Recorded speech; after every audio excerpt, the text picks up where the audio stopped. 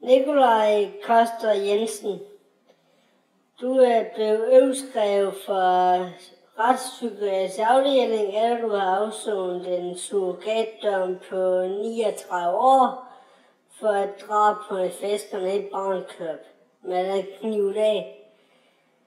Hvad har du at sige til fiskeres familie?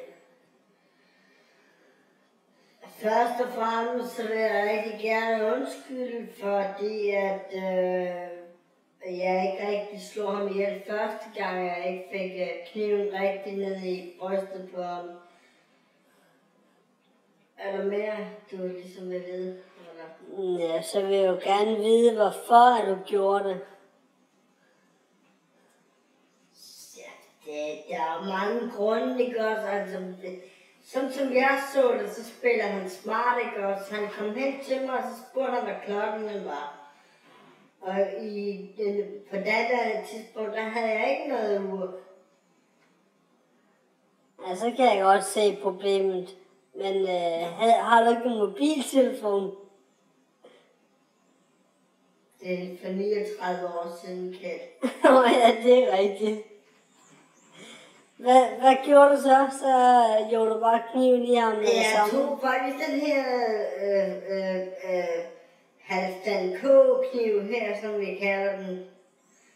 Den tog jeg, og så stak jeg den i her. Okay.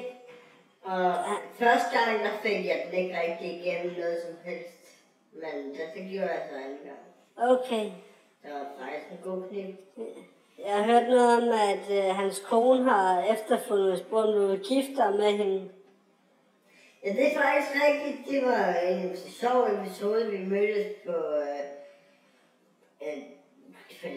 det gamle fag. Jeg ved ikke, hvad vi kan kalde det. Det hed, det var sådan noget O4-chat, hvor hun faktisk udgav sig for at være en mand. Okay. Og du er mest til mænd efter 39 år i fængsel? For visse lyster at sidde i spillet med kun en kniv og bandaner på ører. Jo, det kan jeg godt se. Men jeg siger tak, og så vender vi tilbage til... Det er helt i orden. Skal du have med kniven, eller hvad? Ja, okay. Jeg løber nu.